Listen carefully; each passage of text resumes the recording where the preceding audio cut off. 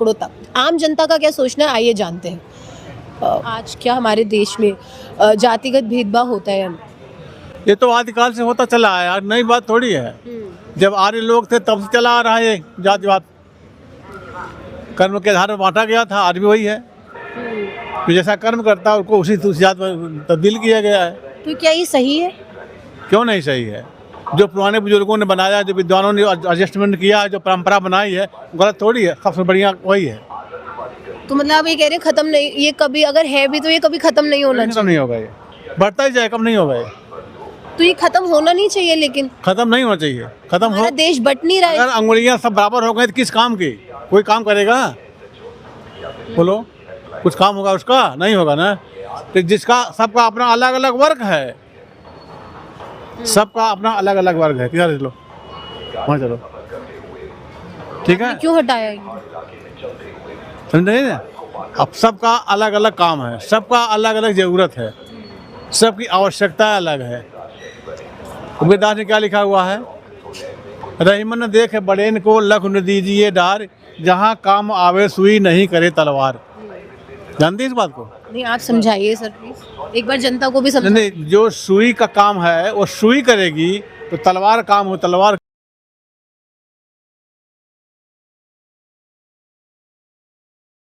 करेगी। तो कौन सुई और कौन तलवार? सवर्ण है, ओबीसी हैं, एससी हैं। किस लिए बांटा था? बुजुर्गों ने किस लिए बांटा था? इसीलिए ना। जो लोग नियम संयम परंपरा बनाए हैं वो बहुत बड़े ही विद्वान थे, बहुत बड़े जानकार थे। सर उसके बाद कॉन्स्टिट्यूशन लिखा गया सर, उसमें बताया गया कि जातिगत भेदभाव नहीं होना चाहिए। कौन बता रहा है? कॉन्स्टिट्यूशन पढ़ा है सर आपने? हाँ पढ़ा है, महात्मा गांधी बताया ना, भेदभाव छोड़ो, छुआछूत छोड़ो। क्या वो बाकी लगाए थे क्या? वो तो खुद उस गंदगी में बचे हुए थे। महात्मा गांधी खुद उसी में लगे हुए थे। देखिए, एक और चौपाई बता दूं आपको। आप क्या करते हैं सर? मैं टीचर हूँ, इंटर कॉलेज टीचर हूँ। लिखा है कहाँ पर? जौनपुर डिस्ट्रिक्ट। अच्छा, तो सर आप अपने बच्चों को यही जो टीचर वाला जो आप शिक्षा देते हैं वो यही शिक्षा देते हैं? शिक्षा यही देते हैं, इसलिए देता हूँ जो जिस कैटेगरी में है अपने में सब मस्त रहो, दूसरे के देख कर जलो मत। लोग यही आज कर रहे हैं। कौन किसको देखकर जल रहे हैं? छोटा बड़े को, बड़ा छोटे को। तो छोटे बड़े में बांटने का काम एक टीचर का तो नहीं होना चाहिए ना सर? क्यों नहीं होना चाहिए भाई? क्लास में 60 बच्चे होते हैं, एक बंदा खड़ा होकर पढ़ाता है। क्या सब थोड़ी जज बन जाते हैं? कोई एक बनता है, दो बनता है ना? 10 बच्चे आगे जो बैठे हैं पढ़ रहे हैं, उनका ध्यान वह है जो 2 बेंच के बाद बैठे हुए हैं अपने में मस्ती में मस्त हैं। तो सब नहीं पढ़ते हैं, 60 में कई 2-4 बच्चे निकलते हैं और सब नहीं। ये बात मान ली मैंने कि 60 में से 2 ही निकलेंगे या 2 ही आईएएस बनेंगे, 2 ही लॉयर बनेंगे। वही कैटेगरी वहाँ भी लागू होती है हर जगह। जो जिस परिवार की जो परंपराएं हैं, जो रीति रिवाज है, उसको बदलना इतना आसान नहीं है। आसान नहीं है, लेकिन बदलने की कोशिश तो करनी चाहिए ना। और आप तो बिल्कुल ही नहीं और आप तो शिक्षक हैं। कौन है सक्षम करने वाला? बताइए हमको, दिखाओ उसको, कौन कर सकता है कोई?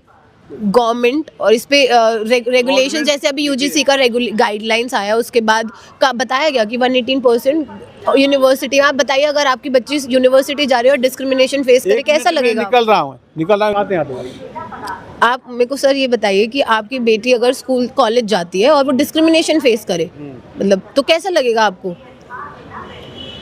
देखिए, पहली बात तो हम लोग उस परिवार से हैं, बस नहीं हमारी, कि बच्चियों को अकेला हम लोग छोड़ते नहीं।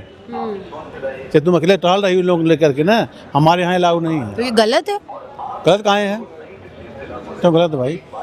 हमारी एक लड़की एसडीएम है, एक लड़की है बीसीएस निकालने वाली, 2 नंबर से बाहर रुक गया, निकालने वाली है। तो घर से बाहर जा पढ़ के क्या अंदर नहीं पढ़ सकते? नहीं, मैं जान रही हूँ। नहीं, लड़की हमारी एसडीएम है, तो क्या ऐसे थोड़ी हो गई है हवा में? तो परिश्रम किया, क्यों भाई? पढ़ा है, तैयारी किया है, हुआ है। ठीक है, लेकिन मेरा सवाल ये था कि अगर आपके घर में, परिवार में कोई अगर ऐसा कुछ डिस्क्रिमिनेशन फेस करे तो आपको कैसा लगेगा? मतलब हमको देखिए, जो हम हैं, जहाँ पर हैं हम वहीं पर रहें, किसी आगे। तो आपको मतलब थोड़ा सा वो है कि आप पंडित हैं, आप सवर्ण जाति से आते हैं? मुझे ये पूछना पड़ा, मैं पूछना नहीं चाहती मैं थी। क्षत्रिय हूँ। और इस बात का आपको बताया नहीं, मैं जमींदार परिवार, बताया नहीं मैं जमींदार है। 75 एकड़ जमीन मेरी सेलिंग में चली गई, गवर्नमेंट ले लिया। गवर्नमेंट ने मेरा क्या भला किया है? सर लेकिन आप टीचर हैं, आप ये शिक्षा अगर ये अभी वीडियो के जनता जब देखेगी तो क्या मैसेज पहुँचा दीजिए जिसको जहाँ पहुँचाना हो, कोई टेंशन आपकी नहीं। सोच नहीं बदलेगी? ये तो बड़ी दुख की बात है। क्या जूते को सर पर रख सकते हैं? क्या रखेंगे? अपना जूता उठा सर पे रखेंगी? उठा दीजिए मेरा, उसको सर पर रखोगी? रखोगी? तो तुमसे पूछ रहा हूँ।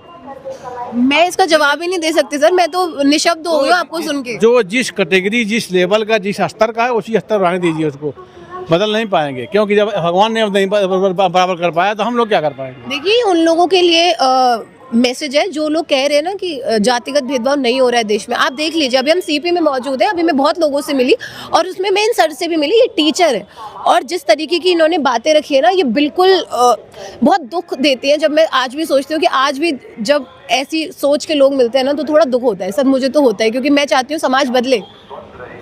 देखिए, अकेला चना भाड़ नहीं फोड़ सकता, जानती है इसको ना? अकेला चना कोशिश भाड़ तो नहीं कर फोड़ सकते सकता, नहीं कर सकता भाई। अकेला चना भाड़ नहीं फोड़ सकता। जब 5 अंगुलियां मिलकर बनी तब मुट्ठी बनती है, ताकत बनती है, शक्ति संगी होती है। कहा गया संघे शक्ति सर्वदा। अंगुली एक कोई तोड़ सकता, 5 नहीं तोड़ सकता।